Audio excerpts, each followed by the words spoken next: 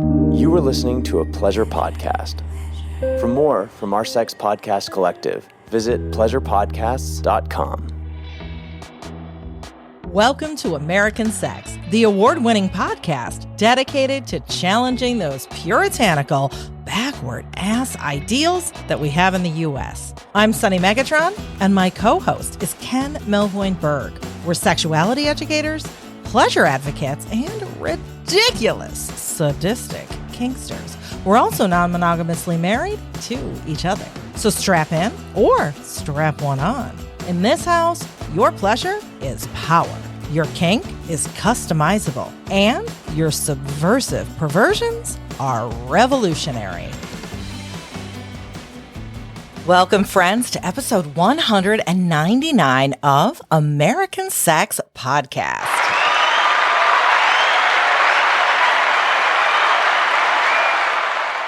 I know you missed me and my sound effects during our winter hiatus, but we are back this week talking about grooming within BDSM with me. I am your guest this week. Now, when we hear the word grooming, we often think of children or other vulnerable populations that are susceptible to this. But grooming actually happens a lot more than we realize, even among adults. And it can happen in really subtle ways and in any kind of relationship, romantic, friendship, employee relationships, etc. And here's the thing. If we're already bad at recognizing grooming in vanilla contexts, things get even more complicated when we add kink to the mix. This kind of behavior within the kink world can hide in plain sight. Well, why? So in kink, it's normal and in many cases expected to spotlight authoritative control and lean into very unbalanced power dynamics that at face value might seem oppressive and exploitative. And a lot of us find that incredibly hot. That's why we're doing kink. But this blurry line between fantasy power imbalance and the non-kink default world power imbalance is confusing. And it can make it really hard for us, whether we are new to kink or experienced lifestylers, to tell the difference. So some of what you're going to get out of this episode, how abusive power dynamics can exist in kink relationships, the 6 stages of grooming and how they apply to DS dynamics, understanding the end goal from the groomer's point of view, how pop culture kink stereotypes can fuel grooming within BDSM communities and dynamics, how my breakable rules analysis can help you spot unhealthy kink in your own life, and how using my concept of multidimensional kink can help you gut check situations and behaviors, sometimes even your own. And I know you haven't started note-taking yet if you're a geeky note-taker like me, but there is one thing I want you to remember, kind of a general rule of thumb when you are looking for this in your own BDSM relationships and your community, etc.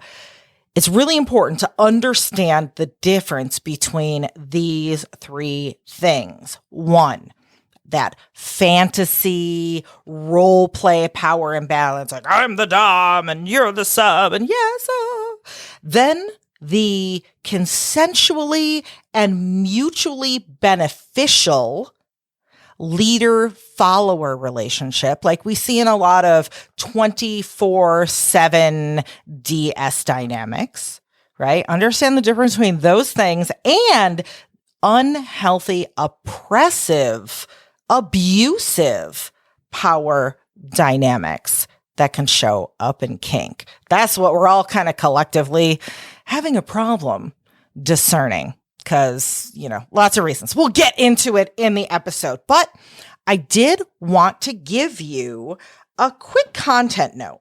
Now, while I discuss grooming within adult relationships within this episode, I do want to make it clear that there are similarities between adult grooming and childhood grooming. So while I won't be going into detail about it, I do briefly reference childhood grooming a couple of times during this conversation or monologue, because it's just me. I also get into some detail about coercive control and emotional abuse in the context of romantic relationships too. So I want to give you the heads up so that you know what to expect and you can listen when you're in the right headspace. Because at the end of the day, taking care of you is the most important thing. Now, before we get to that, I've got a little housekeeping, or as we like to say here on American Sex, let's wash the balls. So yeah, that's a sound effect too. You love my squeaky clean ball sound effect. I need like a Anyway, why are we washing the balls? Because soaping up the twins is a much more fitting metaphor for our subject matter here than scrubbing the baseboards, you know? I mean, I guess unless you have like a domestic service kink, I suppose, then, you know, whatever. You do you, right? Kink is customizable. Anyway, first thing I want to ask you is, did you get your free ticket to the Dom Sub Virtual Summit yet? You need to hurry. It starts on Monday, February 20th, and it spans for 5 whole days. And you know how hard it is to find quality BDSM education. You know, the DS Summit features more than 15 experts giving classes on everything from communication to scene building to crafting contracts and agreements, kink and disability, and a whole bunch more. I'm going to be teaching my no BS approach to consent and safe words on the 23rd. And those tickets, like I said, they are free and they include access to a private online community where you can talk to other attendees about what you're learning. So, and also that community's been online for a couple of weeks. I'm telling you, it is hopping. It is great. So the ticket link is in our episode description, or you can go straight to bit.ly, / this is all one word, small letters, Sunny DS Summit. And that's how you can get your free ticket. So speaking of the episode description, that's also where you'll find all sorts of different links from the resources that I reference in today's episode to discounts, to this episode's sponsors, to our Patreon page, access to our free Discord community, and the link to my free kink negotiation mini workbook. So make sure you check all that out. And during our sponsor breaks, you're also going to be hearing trailers for a couple of podcasts that are in our network, which is called Pleasure Podcast. This week, I recommend checking out Shameless Sex and Sex Talk with My Mom. Those are 2 hit shows that you don't want to miss. And of course, there'll be links to those shows in the show notes too. Last thing, if you haven't checked out zippermagazine.com, what are you waiting for? Zipper Magazine is an online magazine about kink education, community, and culture, and I am the editor-in-chief. And while the podcast has been on hiatus, there's been so much great content that's gone up on zippermagazine.com and our YouTube channel and, social media and stuff. There's Midori's BDSM travel guide and the history of kink in Japan. Getting the most out of electric wand play. We also had a giveaway. You missed that. So you got to pay attention. Someone got a neon wand kit and a power tripper, and it was amazing. There's also like a deep dive on munches, the psychology behind Santa fetish, like lots and lots of stuff. I'll leave the link, you know where, right? Episode description, AKA the show notes. But I'll leave a link to a couple of articles that I think are pretty relevant to the conversation we're about to have about grooming and manipulation and emotional abuse within BDSM. So I have got a myth-busty piece that I wrote on, I actually wrote both of these. I'm not trying to toot my own horn, but maybe I'm tooting my own horn. It is a safe words and consent deep dive that's very relevant.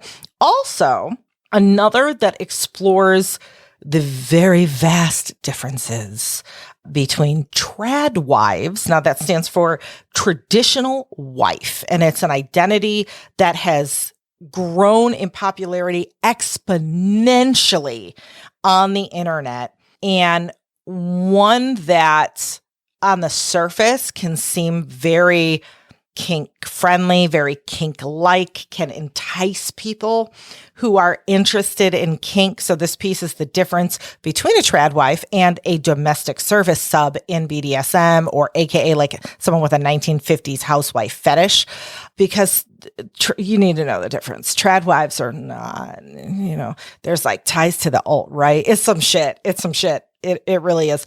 But online, like just if you're doing a drive-by, it looks a lot like kink, but it's not. So you need to know about it. Anyway, that's it. We're done. We're going to get on to stuff.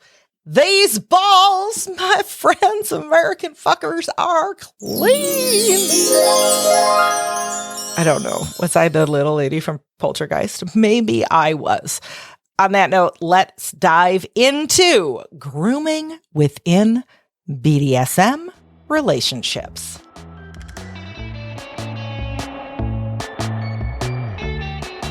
So this is one of those episodes that's going to be kind of like a conversation, like my BDSM freestyle episodes. But this one is about one particular subject, grooming. And why grooming?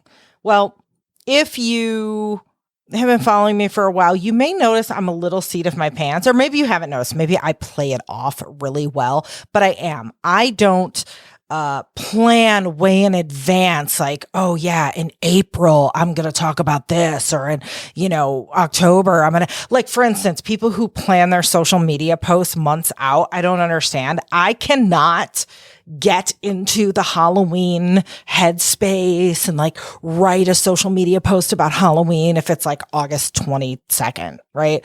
And I'm kind of the same way with a lot of these freestyle episodes, and really a lot of stuff in my life. I'm just seating my pants. That's the way it works. But, I also, I don't know if things happen for a reason, but I do notice there's like some synergies sometimes, or maybe things just happen and coincidences happen and we make reasons out of them later.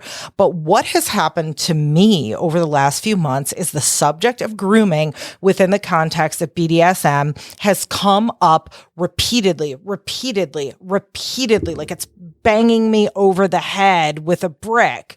And then I realized, like, whoa, I just had this, like, I need to talk about grooming. So here we are. Well, why? Grooming happens a lot in a lot of different contexts, but usually as adults, we're like, well, I'm an adult. I'm not going to be susceptible to grooming. Isn't that the thing we talk about? Like when children are being abused, if an adult befriends them, they keep secret, that sort of thing. I'm a grown up, like I am a grown ass 40, 50, 30, 20, whatever year old person. I know what's going on. I'm not susceptible to grooming. We all are. We all are, in many, many different contexts, whether it's romantic relationships, sometimes work relationships, any kind of exploitative relationship where there's some sort of power imbalance. Now, I got to give you a disclaimer. I am not a therapist. I am not a trained or licensed mental health professional. Granted, yes, I work with a lot of therapists and mental health professionals, so I'm adjacent to that world. And, maybe I know a little more than your average armchair, whatever. But take what I'm saying with, maybe not just one grain of salt, a few grains of salt, right?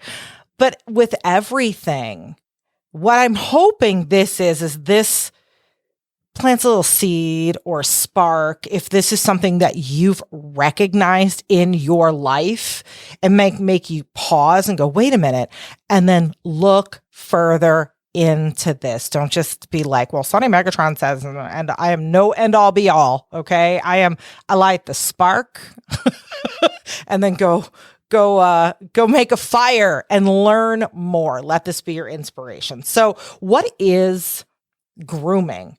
Grooming is a way that somebody slowly normalizes an abnormal relationship to the point where the other person doesn't really know that something's funky. We're all familiar with like the terms gaslighting and all of those things. Coercive control, that's another one. And when I say abuser or target, I want to make something clear, first of all. When people are abusers, like good people can abuse, right? Like people are not one-sided, like you're either all good or you're all bad. People are really complex. And that's how, a lot of abusive people get to move about the world, is because in so many other contexts, they're really great people. Or they seem like really great people, whatever, it's all different types. Also, not all abusers are these sinister, like evil, supervillains that have this big plan. Like, oh, first I'm going to love bomb. Then, no, oftentimes this happens and the abuser doesn't really realize that they're abusers. So I just want to make sure that we're seeing that through that lens. Like, this is real complex. Again, I'm not a psychiatrist, a therapist, etc., but this goes deep. It's not black and white. Like, nothing is black and white. Nothing's good or bad or whatever. Everything has lots of layers of complexity and nuance. And in this instance, that's really key to see, because a lot of times, I know, and I'm speaking, a lot of this is from personal experience. I've lived a life, y'all. I've had some things. I've had some relationships. Oh my God, it's a lot. But I got, I guess, fooled or taken or whatever word, because I thought, from everything I've learned from society and my friends and people talking, well, if somebody was a bad person or somebody was abusive, they would obviously be a bad person. And this person is so genuine and nice and, sincere in a lot of ways from their heart. And they don't believe that they're an abuser. So I was like, so they can't be an abuser. And it's complex. It is complex. Just throwing that out there. So gaslighting is when the abuser makes the target feel as if their reality isn't their reality. And we throw the word gaslighting around to mean all these things that it's not. And it's a very specific, maybe I did something, I don't know. Hey, I thought I washed the dishes. How come this is a weird example, but it's the only thing I can think of. I thought I washed the dishes and now they're dirty. Didn't I? No, you didn't. You didn't wash it. Like, I purposely know that I am telling you something that didn't happen to alter your reality to my advantage. So coercive control. It is, and I'm pulling generic definitions off the internet, right? Just to be concise. And I will put in the show notes some of the articles that I've pulled. And as you'll see, some of the, the steps of grooming are pretty universal. Like, you can pull up a dozen articles and they're all going to give you the same sort of steps. But coercive control has been defined as a pattern of controlling behaviors that create an unequal power dynamic in a relationship. These behaviors give the perpetrator power over their partner, making it difficult for them to leave. Sometimes coercive control can escalate to physical abuse. However, when it doesn't escalate, coercive control is emotional abuse that can cause psychological trauma. So why are we talking about grooming and these sorts of things in BDSM relationships?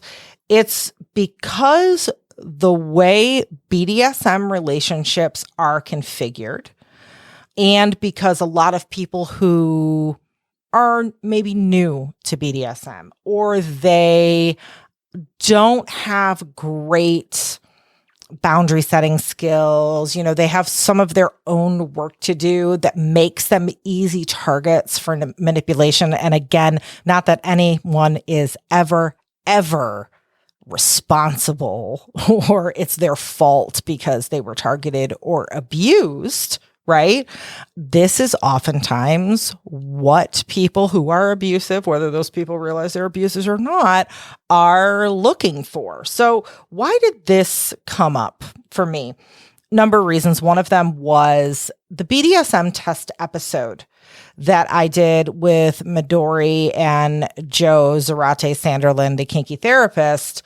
It was in June, I think, of 2022, and I'll put the link in the show notes. That brought up a lot of groomy feelings And for Ropecraft is a BDSM conference that concentrates on rope bondage. They are doing a virtual winter class series. So we did a screening of that episode podcast and then talked to folks about the questions of the BDSM.org test. We don't like that test. If this is the first you're hearing about it, go listen to that episode. And one of the things about the BDSM test is it seemed very groomy to all three of us.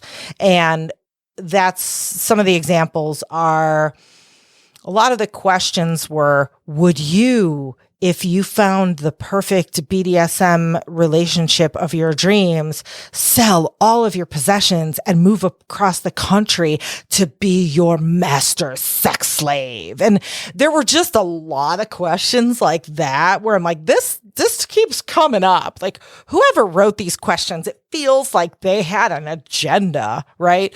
So that's one of the major things that brought it up. And I did a conference recently for therapists and mental health professionals where a lot of abuse within BDSM and how to tell the difference between an abusive relationship that is also one that includes BDSM versus just a BDSM relationship that isn't unhealthy, like how somebody, whether they're in that relationship or someone looking from the outside, can tell the difference. Because oftentimes they look the same from the outside looking in, and therein lies the problem. To somebody who is new, who doesn't know these things or doesn't have these skills to be very autonomous in their boundaries, you can't tell the difference between what's unhealthy and what's healthy, or at least it's difficult to.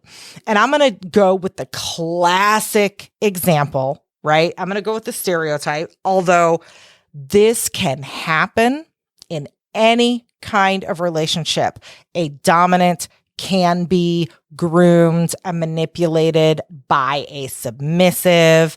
It doesn't matter the gender. It can happen to anybody. I'm going to use the example of what I tend to see the most often and my own lived experience as a person who is a femme, a woman, etc., and as somebody who started out as a submissive in BDSM, and really looking back at my life, someone who before I admitted I was kinky or started acting on it was probably living out some of my BDSM inclinations to play with power imbalance and oppressive situations and relationships. And it's fine to eroticize those. And I think what I was doing is really I was trying to eroticize those, but I actually ended up just walking right into those in my everyday life and not in a play way. And that was a disaster. So when you are a new submissive, and let's say you are somebody who is not a cis male person, right?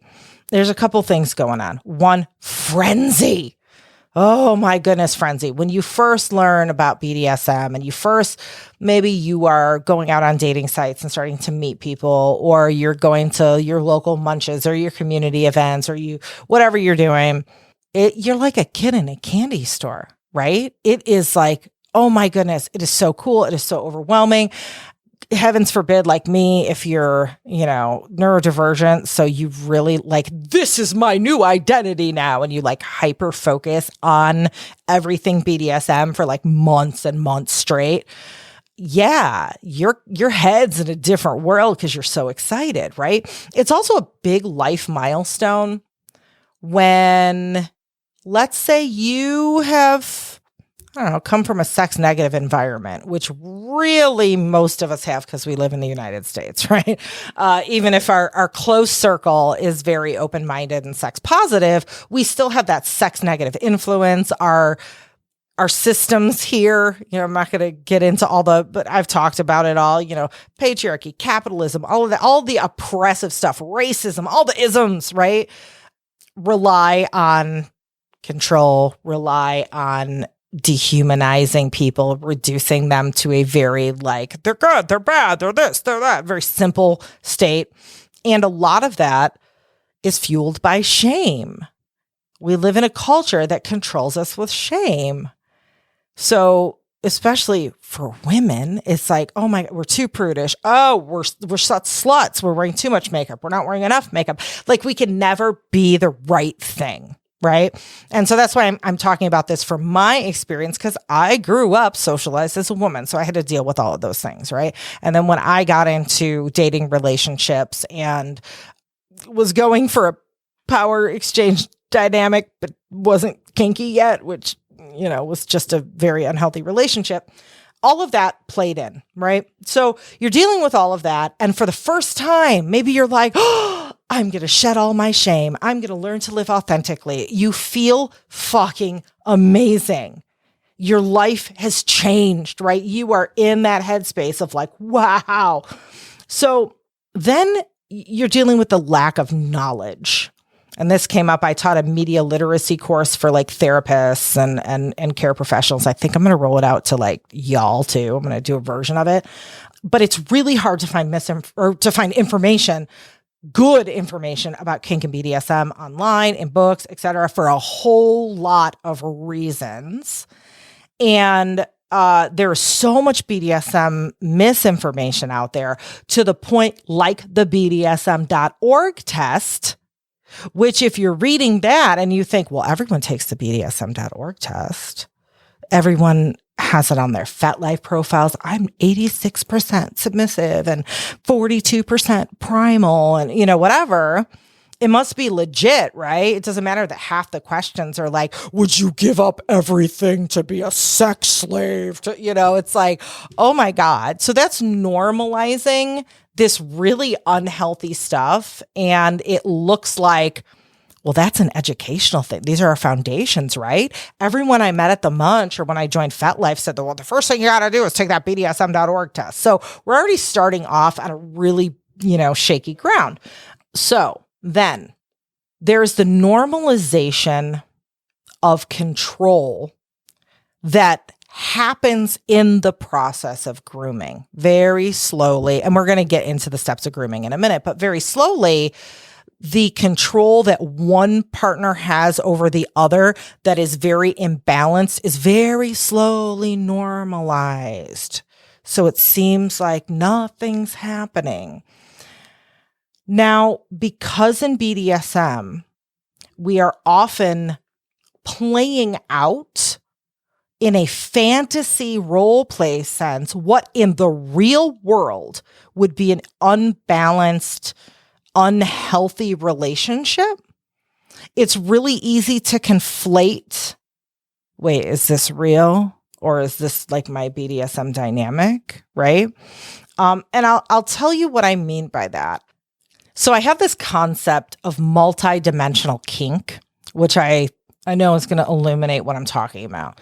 So this is really helpful to keep in mind, whether you're new to kink, whether you've been doing it for 20 years, and especially when you are negotiating, when you are establishing boundaries with partners, especially if you are that person who is in the dynamic, the S type, who is going to be on the bottom end of that unbalanced power that you're playing out in your kink relationship. Think of yourself as existing in two dimensions. There's like two of you that exist at one time. And maybe this is kind of the matrix, like do whatever analogy you want in your head, right? It could be parallel universe. I don't know, whatever, right? So you have your play persona, which is the person you are when you're in your dynamic. So if I'm a submissive, that is when I'm submissive. That is when I play by the rules. Like if our rule is like, I don't question my dominant, or I don't blah, blah, blah, blah, blah, whatever. Cool. That's when I play by those rules, right? And then we have another self, which is our autonomous neutral self. And that's just who you are. not submissive, not playing by these unbalanced power dynamics. And that is who you are when you negotiate, right? When you are talking about your wants and your dislikes and your limits and your boundaries and all of that stuff. You cannot do it from a place of in play, like in that play container. You can't do it from a headspace of being in your play dynamic, because then you cannot be autonomous and stand the fuck up for yourself, right? So when I say you have these two selves, you have your autonomous self that is there at all times. You have your kinky self that is there at all times, right? And when you are in play, and when I say play, I'm not trying to trivialize kink. A lot of people, especially those who are in like 24/7 dynamics, they hear people call what we do play, and they're like, play is what children do. That is trivializing it. No. Kink is customizable. That is my, catchphrase. I will shout it from the rooftops. But when we are in our kink space, we are in very compartmentalized roles that have a very certain protocol, a very certain set of rules. There are things that we can do and we can't do. And I'm talking either if you're a dominant or a submissive, right? And that's what I mean when I say play. You are in that container of kink, right? And let's say I'm a submissive. I have my play self is in the driver's seat, doing all the things, abiding by all the submissive agreements that I agreed to when we negotiated, right? But my autonomous self is always present. And my autonomous self is sitting in the back seat, like a backseat driver, watching everything.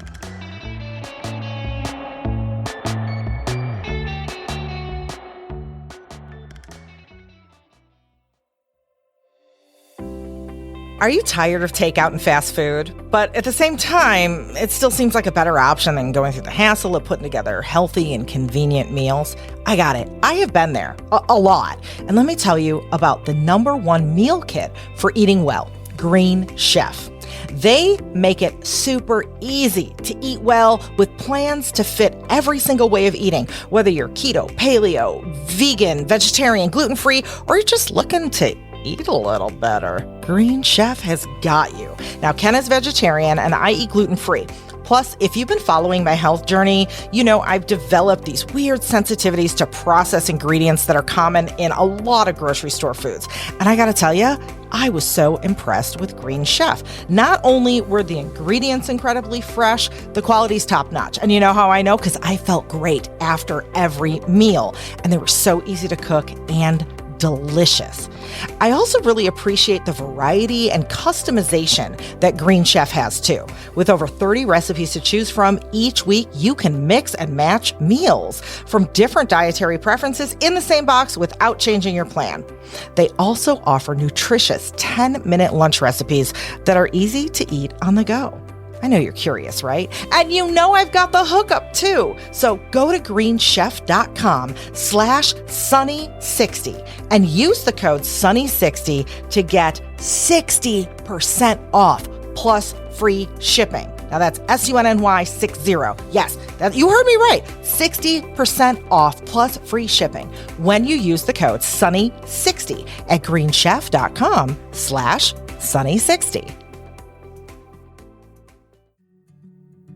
As we head into the bustling new year, it is easy to get caught up in helping others and forget about yourself.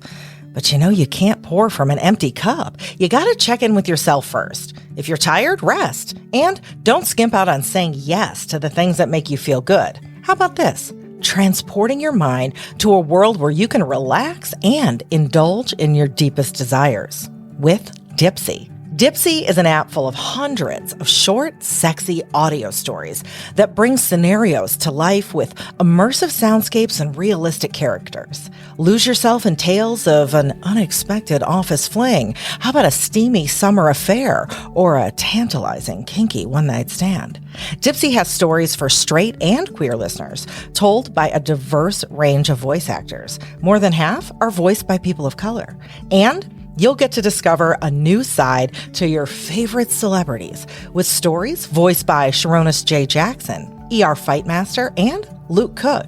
Dipsy offers sleep stories, wellness sessions, and sexy stories you can read too. So you have a variety of ways to spice up your me time, explore your desires, or heat things up with a partner. And with new content released every week, there is always something new to discover. For listeners of American Sex Podcast, Dipsy is offering an extended 30-day free trial when you go to dipsystories.com/sunny, SUNNY. That's 30 days of full access for free. Just go to DIPSEA stories.com/sunny. That's dipsystories.com/sunny.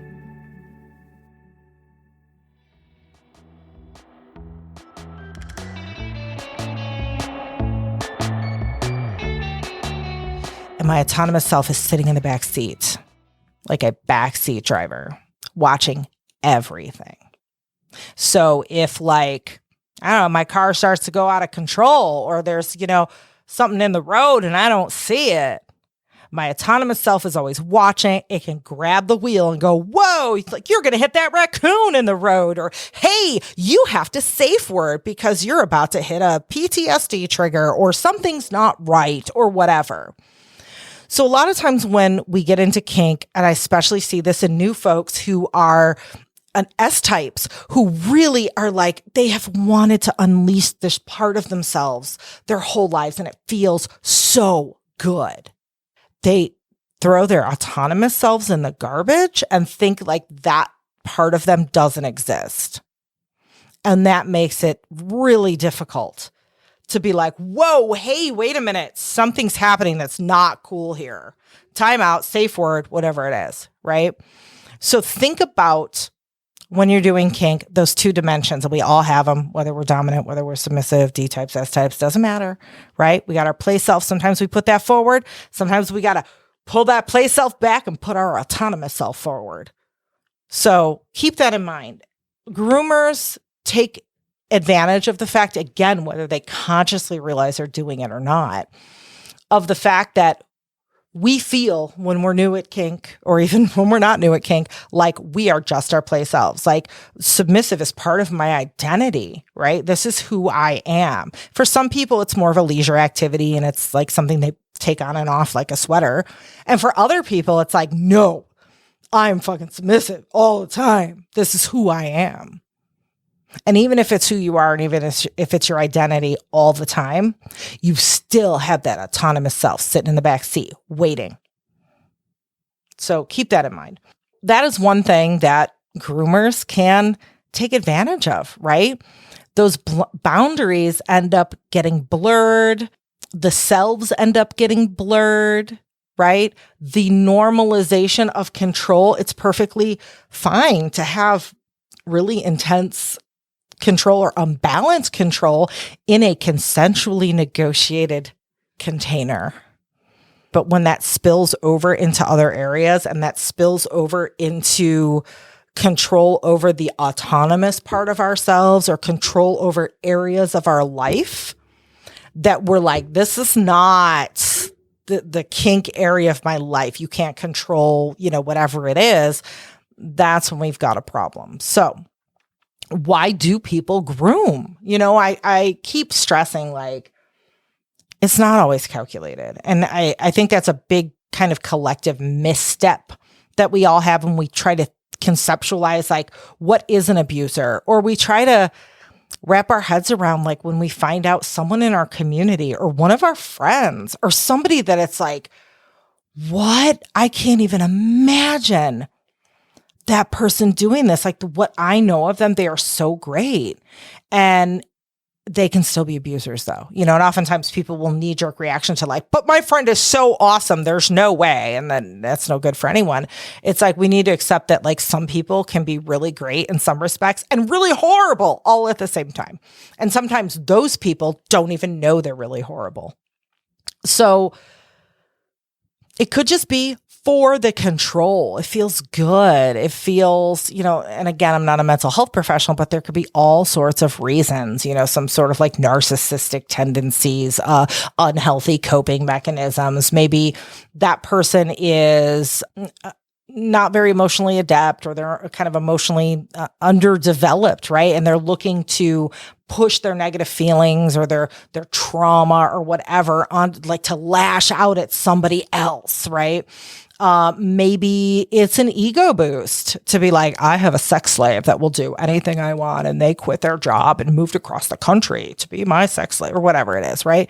Sometimes it is for more obvious exploitation, like pushing that partner into doing sex work, or, more what we would generally think of as like, well, this is what adult grooming is, right? Isn't it like someone, who is subtly luring you into sex trafficking or something like that? Absolutely, that can be, but that's not the only thing. And it's really, really hard to tell the difference, as I said, between, are we playing what looks like an abusive dynamic, but it's all consensual and we're doing it with intention and we know what's behind it and we can stop and talk, and I can put my autonomous self forward when something is like going a little off the rails, and I know that you will then respond and be like, oh shit, and then we'll talk about it and everything will be good and we'll work it out, or not.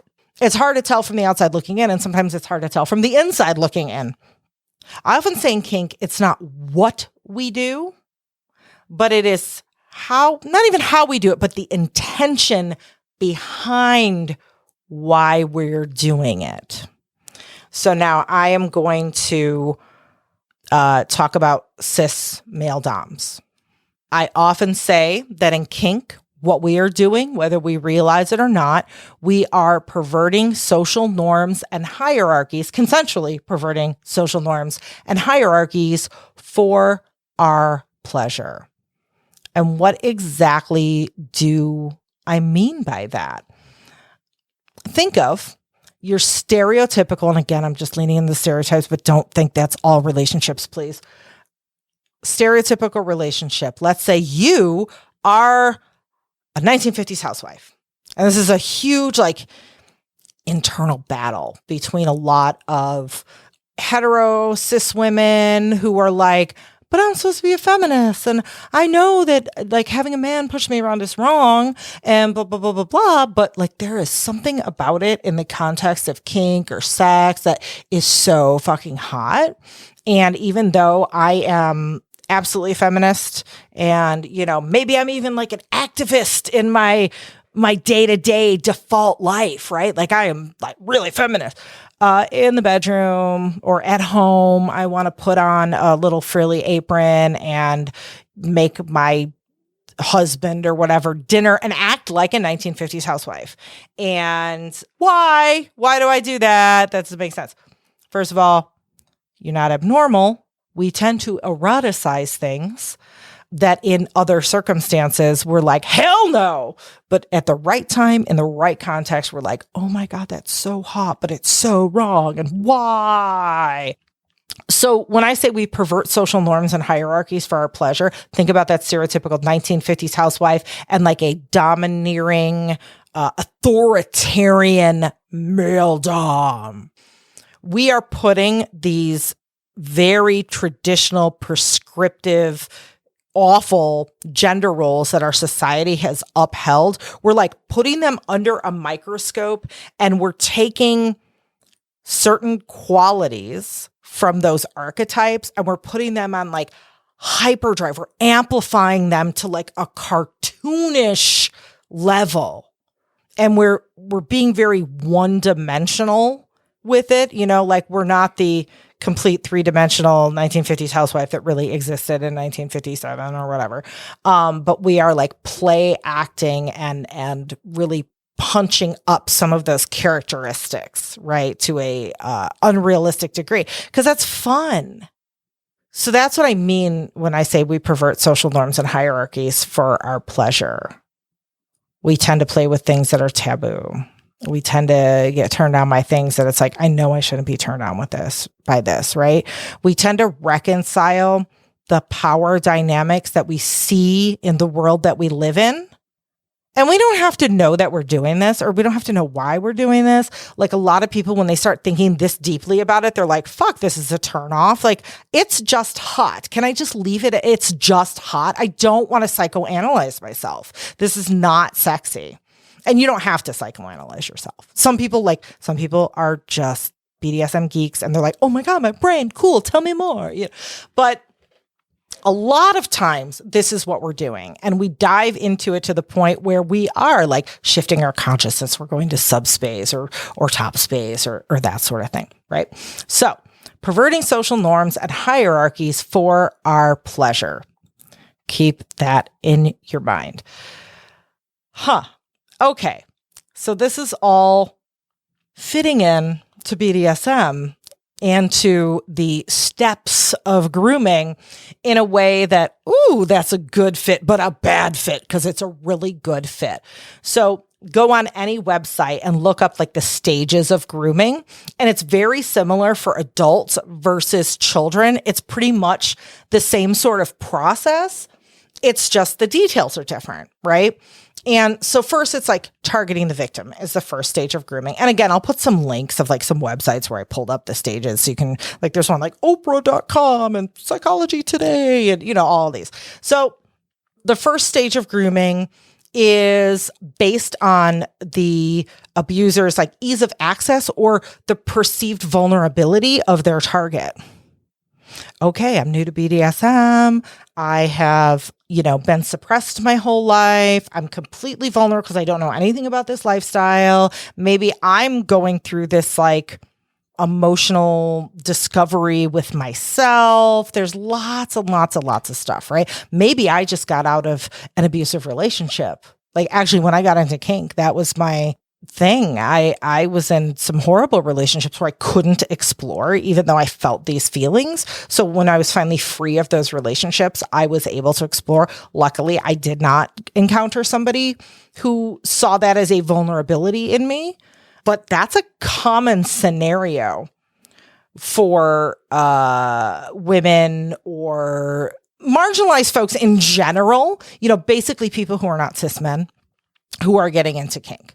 So then number 2 is the inappropriate relationship. So like, and I'm just going to read what this article says. The concept of power dynamics is often mentioned when discussing inappropriate relationships. In cases where the abuser is older, wealthier, better connected, the power differential is one of the aspects of the relationship that increases the vulnerability of the victim. So let's think about that. If we are in a DS or we're entering into a DS scenario, we are S types. We don't know about like the autonomous self versus the kink self. And let's say we get a message on FetLife or whatever. And the first message is like, well, hello, whatever, I don't know, baby girl or whatever. I am your master. You must call me sir. This is your task I want you to do. And we're getting this in an email. And we're like, oh, I've never done this before. This is like all the BDSM erotica I've been reading. This is what the dom does. And it's so fucking hot. And I'm finally here. Finally, someone's in my DMs. Okay, this is what's supposed to be happening. It's not what's supposed to be happening, but it's like nobody is telling us that. I'm telling you that. So that's why that's a red flag. You'll hear people say like red flag. If somebody approaches you, and again, it could be the other way around. If you're dominant and a submissive approaches you like, well, hello, sir, mistress, whatever your title is and blah, blah, blah. And it's like asserting that power dynamic onto you and you don't even fucking know each other. You haven't negotiated this. That is a red flag. So that happens a lot. And then we do have the power imbalance. And I've talked about this in a few episodes and I'll try to find what number episode. I'll put it in the show notes, but my consent model PASSM, PASSM. And I'm not going to go over it again, but it's basically like to examine within yourself if you consenting, because a lot of times if we're in these coercive controlling relationships and we're in, like, we've been groomed, we feel like we are giving consent. We feel like we are in a place of autonomy, but we are actually not. But we don't even recognize that within ourselves. So my possum model, which I'm working on some workbooks and I'm writing a book right now, it will be out for you with questions. Like, I'm hoping in a couple of months, so hang tight. But this model helps you examine, is the consent I'm giving really coming from an autonomous space? Or is there something influencing it, like power imbalance? Power imbalance. Well, first of all, you're a dominant. That's intimidating. Secondly, maybe you're experiencing BDSM and I've just entered the community. I don't know anything, right?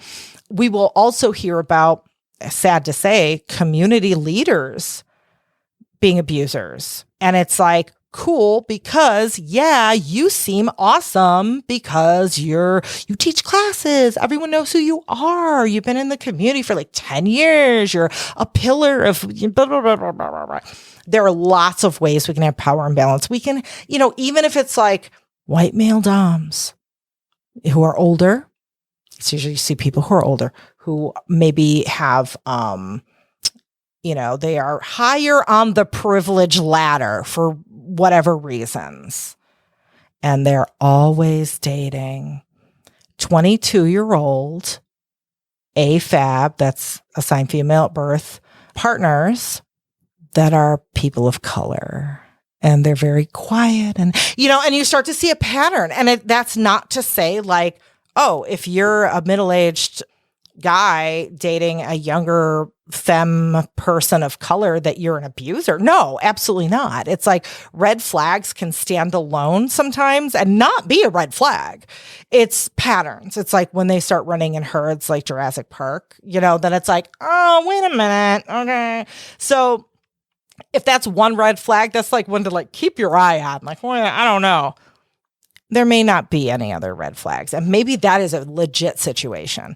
And the people in that situation where it is a red flag, they pass it off. Well, look at that person. Look at that couple, or look at that dynamic, or look at that polycule or whatever. There's an older guy and they're fine. Maybe they are fine, but it doesn't mean you are. So again, it's complex. Nothing is like black and white, bad or good, or, So next, I didn't talk about, I think I said I was going to talk about this, people who are higher on that privilege ladder. There's a question in one of the classes that I was teaching on one of the conferences a few weeks back of like, is it bad if, let's say, a white male dominant enjoys being a dominant? Is that coming from a bad place? Is that coming from a place of like, oh my God, I have all this privilege in my life and I can act kind of oppressive and shitty and not even know it, just because like that's how I've been groomed by society. And like men are victims of patriarchy too. I'm not saying men are bad. It's like the dynamics that society has set us up in, like it hurts us all. It hurts us all, maybe in different ways, but it hurts us all. So the question was like, should cis men who are dominant, have all this privilege, be dominant? Or is that inherently wrong? I'm going to go back to, it's not what you do. It's the intention you do it with. It's the place that it's coming from. So I could see two male dominants that act exactly the same. I wouldn't, and maybe one is like, man, so self-aware, so like just, and the other one is a horrible person. I would not be able to tell the difference. I might not even be able to tell the difference if I was that person submissive. Maybe not at first, and maybe not for a while if I was like also fooling myself kind of. And, I say the more privilege that you have, the more work you need to do. And that is especially true if the kink, role, or power dynamic or archetype that you embody is also one of privilege. So, white male doms, get on with your bad self. Like, have fun. but make sure you did the work. Make sure it's coming from a good place. Make sure you understand the power dynamics are at play and how they are received by your partner, who is not only marginalized and exploited in your consensual kink container or play headspace.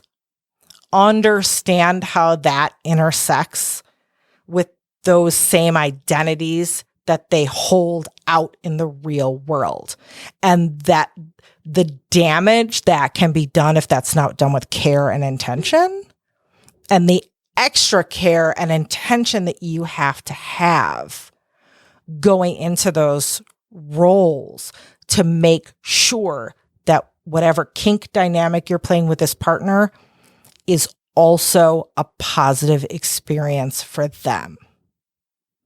That's a big, tall order, and I'm not going to be able to tell you how to do it in like a 2-minute, thing. But no, that's what's on your plate. They say, do the work. That is the work. That's the work you have to do.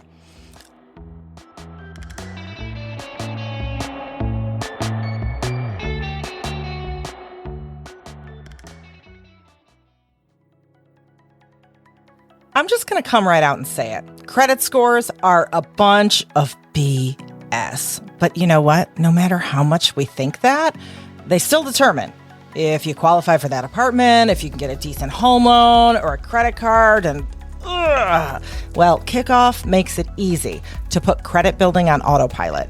Like many of us, I've had periods of my life where my credit score was just awful, and I wasn't sure how to turn things around. It was intimidating. I just hated everything about it.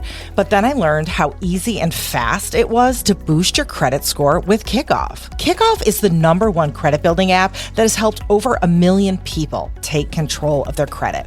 Now, whether you have no credit or you're looking to increase your score, it takes minutes to apply, and there's no credit check, no hidden fees, no interest, and plans start at $5 a month.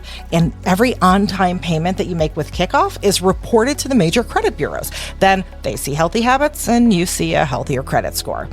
You can even set it to auto pay, so you can build credit without even thinking about it.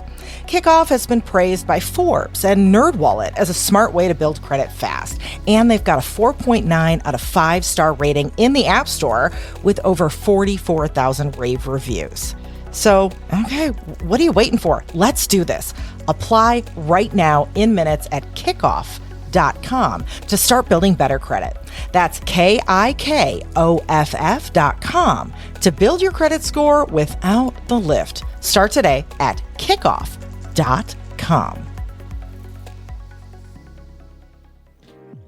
I'm Amy, sex and relationship coach, certified sex educator, and 2022's Sexpert of the Year in the sex toy industry. And I'm April, VP of Hot Octopus, sex toy mogul, and 2016's Woman of the Year in the sex toy industry. Allow us to introduce you to Shameless Sex, a real talk, informative podcast all about sex and relationships, but with a playful twist. Want to learn how to eat pussy like a champ, suck dick like a boss, how to better communicate, connect with, and touch lovers and partners? Or maybe you just want to be the master baiter of your own sexual pleasure. Shameless Sex releases episodes weekly and features accredited doctors, authors, therapists, and educators, available on all podcast apps. Just look up Shameless Sex to discover your new best friends when it comes to all things sex and relationships. To learn more, visit shamelesssex.com. Mom, what does bad cum taste like? You know when you accidentally burp and you have something come back up from the earlier in the day? Yeah. That's what it tastes like, okay? Oh, no. We host a podcast called Sex Talk with My Mom. It's not sex with my mom. It's sex talk with my mom, No you one perv. thought it was sex with my mom. Just a mom and a son chit-chatting about sex. Not just sex, uncomfortable conversations. Our goal is to make the uncomfortable comfortable. Here are some clips from our show. What I would prefer is like a very intimate connection. I would prefer fucking God. phone sex or video Why don't you go sex. watch The Notebook and get off? If you look at the picture in a certain angle, it looks like I have like a bulge in my Underwear? pussy area. You want to have? You're very You want to opinionated. have weed sex? I don't care. You talking about this stuff with your mom is so weird. That's why we do this. Check out Sex Talk with My Mom. Wherever you listen to podcasts and also on TikTok, Instagram, and YouTube. Mom, check out Sex Talk with My Mom.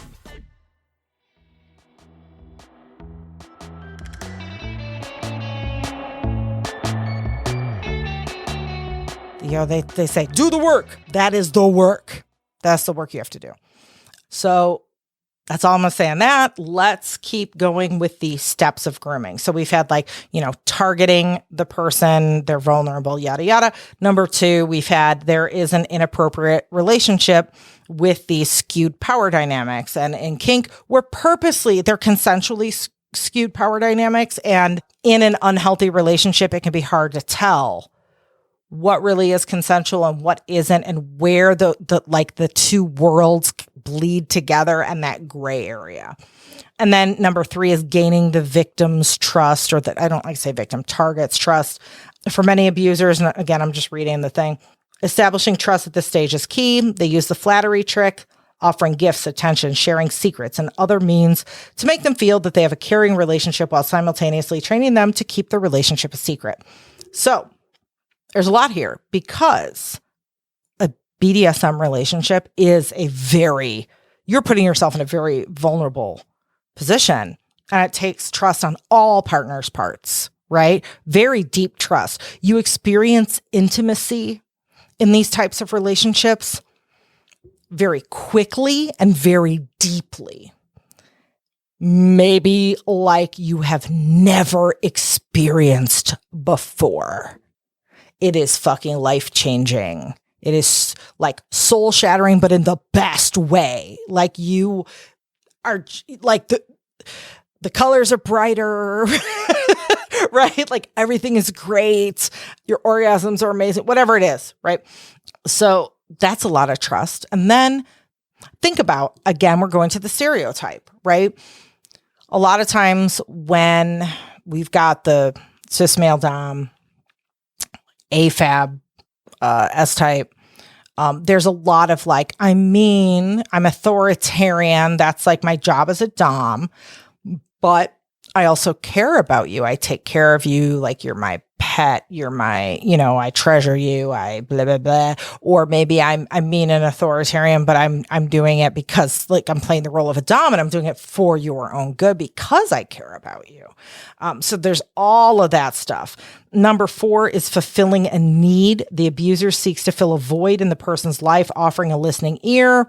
It can also involve persuading the victim that the abuser alone can fulfill their need. Again, think about, I've just gotten into a BDSM relationship. I don't know any other doms. You are giving me something that I didn't even know existed, that I don't even know. Are you the only one that can give it to me? I don't know. I've never met anyone like you before. Like you are my fucking world right now. Then we have isolating the victim or target, which is classic. You see this in so many, lists of signs of an abusive relationship. Classic abuser technique. Abusers do this by putting themselves between the victim and their loved ones or caregivers. As a result, they may be reluctant to meet or speak to friends or family. A lot of folks, when they're in BDSM, they have to compartmentalize their life because there's a lot of judgment. Maybe someone who's in kink, maybe they have a friend or two that knows, right? Maybe they don't. They're already isolated. Who are they, right? Who are they going to, are they going to go, I'm going to put on Facebook, I was my dom and, I said my safe word and blah, blah, blah, blah, blah. And then all your friends can chime in honey, that's not right. No. So we don't really have anybody to talk to.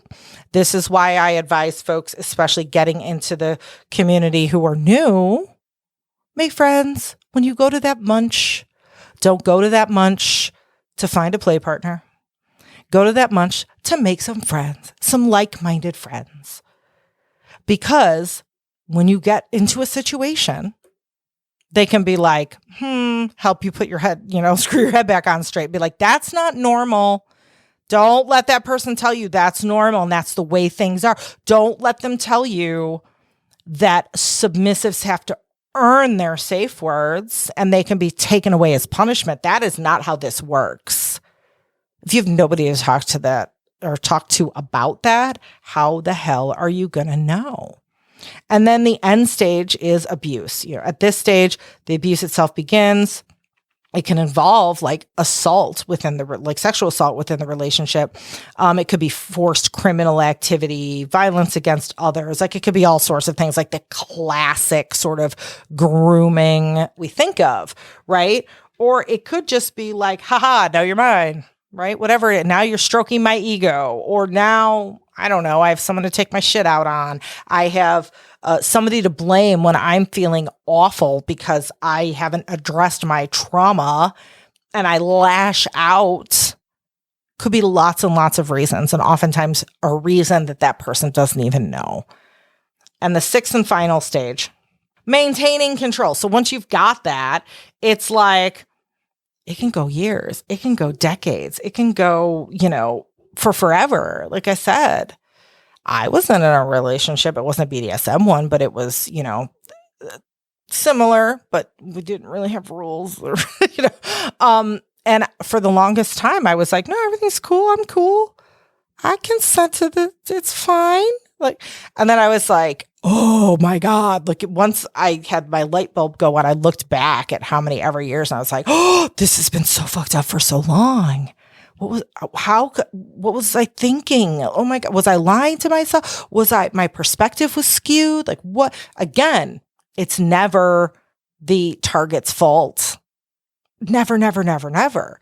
But it's like, a lot of us can relate to having that like wake up light bulb moment of like, what was I, what? And that is what they take advantage of, right? And it's like the maintaining control. Maybe there's consequences. Maybe there are threats. Maybe all sorts of things, right?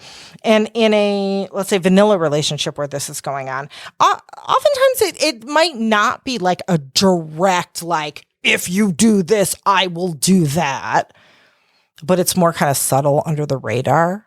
Right? If you do that, then that person will do this, even though it wasn't explicitly said. It's not as obvious, but what the consequences would be. Well, in kink, we're consenting to having punishments and consequences. And again, if we don't know the difference between like, when should our autonomous self grab the wheel? And when should it like take a nap in the back seat and be like, have fun, kinky play self, go knock your socks off. If our autonomous self is like, we didn't even bring them in the car ride and we went on a kinky road trip, they're not even there to save our asses. Yeah, that's a problem. So yeah, when we talk about grooming in kink, this is oftentimes what we mean. And I don't want to give the impression that this happens like in kink. Oh my God, everyone's an abuser. Oh my God. No, you know what? This happens in all sorts of situations, vanilla scenarios. Like this is part of being a person in the world with other people, and some of those people aren't the healthiest emotionally, and we risk getting into a relationship of one form or another with that person. It could be romantic. It could be a work relationship. It could be a friendship. There's all sorts of scenarios. And this kind of grooming can happen in many, many, many different contexts. The thing about kink is there's like a built-in for, I don't have to hide the fact that I'm asserting my power and my control over you. I can be out in the open with it. I don't have to hide the fact that if you do this, that will be the immediate consequence, because that's the rules. The only thing I have to do is take advantage of the fact that a lot of folks in kink don't know where their fantasy kink self begins and or ends or whatever, and where they're fully autonomous, like protect yourself is. And it's not clear cut. Like there's a like overlappy gray area. Like it's hard. I'm not saying it's easy. It's hard. Even for me, right? It's hard. We're human. Nothing we do is easy, especially with our emotions. So this is, like I said, to plant a seed to go, interesting. Okay. Let me look at some of these relationships that maybe I'm in or red flags that I might see or whatever through a different lens. So we're all more aware. You never know what that can help you avoid or even can help you avoid within yourself.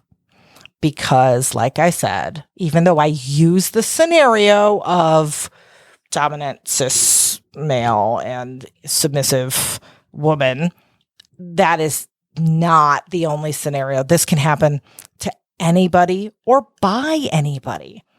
And like I said, abusers aren't like, hi, I'm an abuser. I'm going to keep it a secret. And this is my master plan for today. No, like if you talk to abusers, oftentimes they genuinely are like, what the fuck? I'm not doing anything. It's everybody else. It's not me. Like, and they mean it. Like they don't realize it.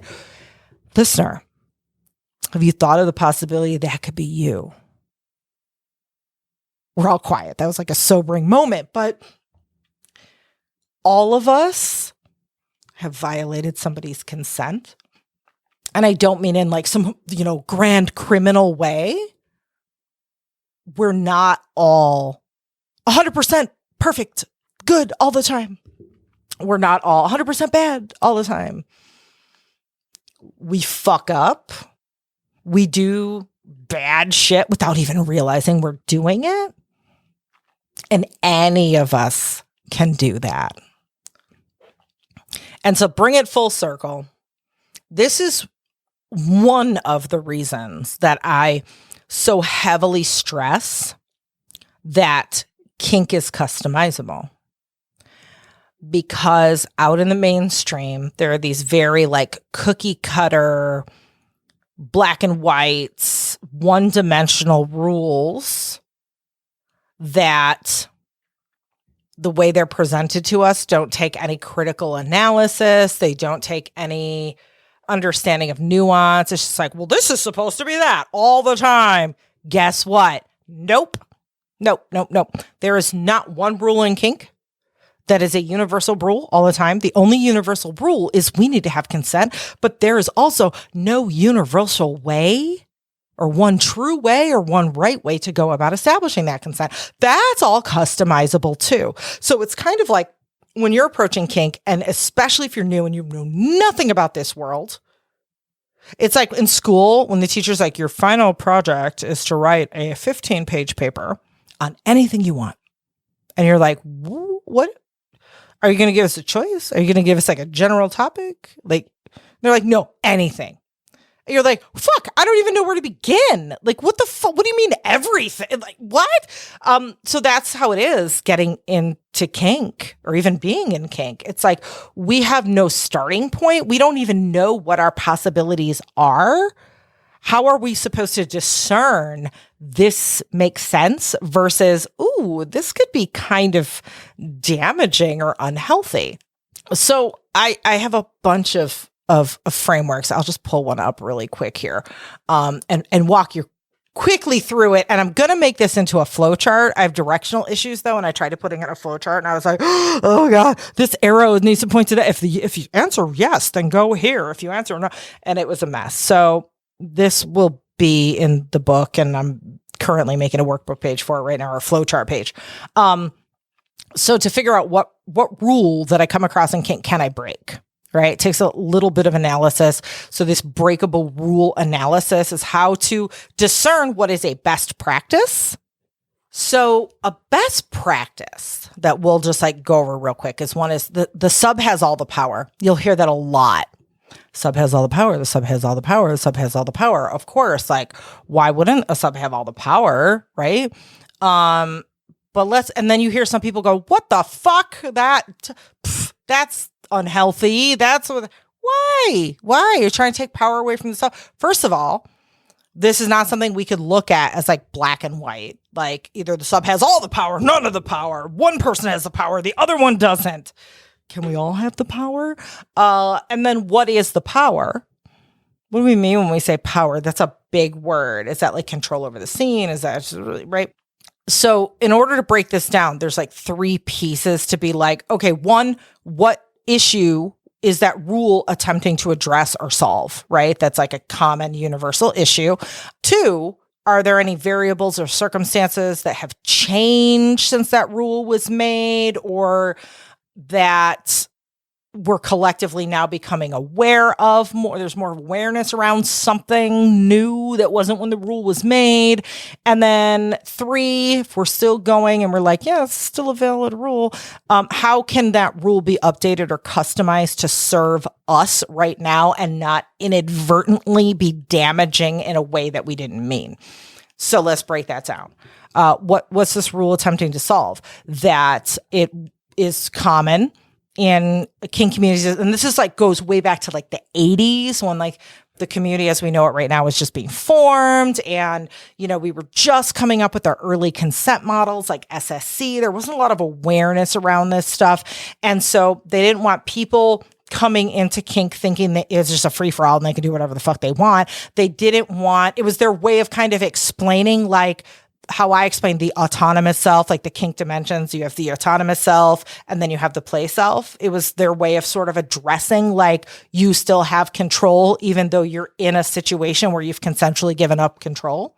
And that's a good thing because people were either purposely or inadvertently taking advantage of that, and it was creating unhealthy situations and non-consensual situations and abuse and blah, blah, blah, blah, blah, right? Okay, cool. That's cool. Let's keep going.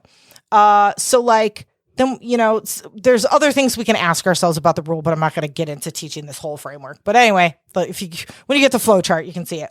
So we determine like this rule exists for a valid reason, like a good fucking reason. It is preventing abuse, bad stuff. Cool. Let's keep going. So now what's different? You know, when that rule was a thing and everyone was like, cool. And now people are like, that's not cool. Why are they saying it's not cool? What has changed? What's changed is our awareness of the unintended consequences of that rule started to become one-sided and impinge on the person who was a dominant in a scenario, and they started becoming like kink dispensers. Well, if you're a dominant, you don't get any say in what you like to do, what you don't like to do. I'm the submissive. I have all the power. I have all the control.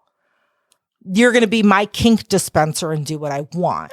And this is a 2-way relationship. We need to mutually consent to things. So it's like, okay, inadvertently, the dominant's wants and needs were getting like stepped all over, and they're, you know, was pushing their autonomous selves in the back seat and just making them like a, you know, service tops basically. And it's like, no, we got to meet in the middle here. So how can we change this rule to still uphold the spirit of why it was why it was created, but to compensate for this like new unintended consequence that's, you know, come up since this rule has become popularized? The way I do it, and again, kink is customizable. You can think of this any way you want. The way I think of it is the sub has all the power over their own autonomy.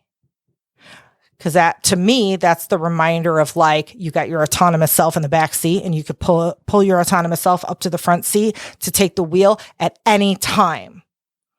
Don't let somebody tell you that when you have given up your quote power, which we can deconstruct that word all day within the context of a scene or a dynamic or whatever your kink container is, that still does not mean you've given up your autonomy, because your autonomy is what helps you establish or keep your consent. It's that, you know, autonomous self from the back seat, like, hey, you better call your safe word. Call it right now, right?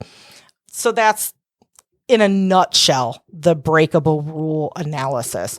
But yeah, that's why I really stress kink is customizable, because we have all these cookie cutter rules and best practices. And a lot of the best practices exist for very good reasons, but they become boiled down to this one-dimensional thing where they lose their nuance. And then when they lose their nuance, there's a bunch of people going, but there's an exception. But wait a minute. And then the people who are doing things for ill intent then twist that exception to their advantage. I'll give you one more example, and then we'll wrap this up. I know your brain's chewing on a lot. Is you don't have to use safe words, right? And when I say that, I don't mean like I'm using no or don't or like plain language as my safe word. In my mind, I still consider that like a safe word. It is a word we've agreed. If I say, you will, we'll stop and whatever. So a lot of folks who are 24/7 dynamics that have been doing it for years upon years upon years are like, no, legit, we don't play with safe words. And I have talked about this in my safe word like double episode, which was a few episodes back. I'll put it in the description. I'm not going to get into re-explaining it. That is totally legitimate for some people, but that is a very particular, rare circumstance that is usually between partners that have been together for a very, very long time. If you were to examine those dynamics or those relationships, you would uncover a mechanism by which, most, provided they're doing this in a healthy way. I'm not saying everything's, but assuming they're doing this in a healthy way, oftentimes you will uncover a mechanism by which they do have autonomous consent. It's just not something that they traditionally classify as a safe word. Like between them, it could be a look. It could be this subtle little thing that is more of, nonverbal body language territory that anyone watching would never pick up on. But because these people know each other so well, that's their way of signaling. However, it's also risky. We're not great at nonverbal communication. I could give you a look and you don't know what it means. And then we end up in a situation. But we've both, and again, provided this is a healthy dynamic, we've both entered into this knowing those risks and knowing that something can go wrong and really knowing each other, knowing our relationship after, hours upon hours upon hours over years and years and years and years and years of negotiation. This is where we've ended up. So, one of the best practices is like always use a safe word. And then these folks are like, no, that's not true because we don't use safe words. Legit. Like we're both right here. But why is that a best practice? Because like in most situations, it's really risky. It's like super rare. It's like needle in a haystack kind of rare that you'll find folks that like really don't use safe words and everything's like really rock solid in their dynamic. And again, people who have ill intentions, or even maybe not even people who have ill intentions, maybe people that just don't know, honestly don't know, and they have good intentions. They're building their kink upon a faulty framework that like opens the door for abuse to be happening down the line inadvertently, and they don't even realize, it's not all sinister. So yeah, that's why we say everyone should have safe words, right? It's a best practice. It exists for a reason. Then there's one true wayisms that don't exist for any good reason. Like a dominant must always act authoritative, or a dominant can't bottom. Bullshit. Kink is customizable. Do whatever the fuck you want. So there we go. I just thought I would open this year, 2023, with some down and dirty foundations about kink that I think are very relevant to our everyday lives and what we're out there doing as people who are exploring and meeting others. And it's these little things that, maybe they're not so little, they seem little. They're things that we gloss over in our community, because I've mentioned grooming to so many adults in our community, and they're like, grooming? That happens to like little kids with creepy uncles, or that happens to people who are being trafficked, or it happens in workplaces, with friends, with romantic partners, in kink relationships. So chew on that. I would love to hear what y'all have to say about grooming. If this hit a part of your brain that lit up and made you have some realizations, that made you see things in a different light, maybe that made you go, bitch, you don't know what you're talking about. Whatever, like, talk to me. Come visit me on social media. You know where to find me. Until next time, thanks, all American fuckers. Have a good one. Don't be groomy. No, that's a weird way to end it. But yeah, don't be groomy. Okay, bye. Thanks for listening to American Sex. What's that? You want more? Well, you can start by streaming our TV show on Showtime, Sex with Sunny Megatron. Then pop on over to sunnymegatron.com. Everything's there.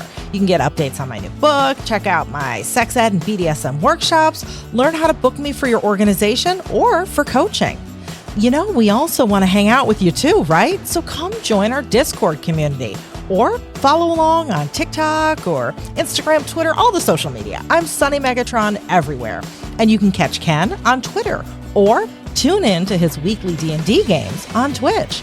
If you want to support the show, a great way to do that is simply to tell people about it. Make a TikTok or tweet about your favorite part of this episode. Oh, and don't forget to subscribe and leave a review too. And if you're a ride or die American fucker, you're going to want to join our Patreon community. We'll send you official American Fucker stickers, and you'll get a lot more too at patreon.com/AmericanSex. Now, just in case you happen to be one of the few that still has disposable income in this late-stage capitalist hellscape, well, when you're shopping for a new sex toy, BDSM gear, Kink Academy membership, or other things, please patronize our sponsors and affiliates. You'll get a discount, and it helps us too. Win-win. All those links and codes are in our show notes. Thanks, American fuckers. We appreciate the heck out of you. See you next time.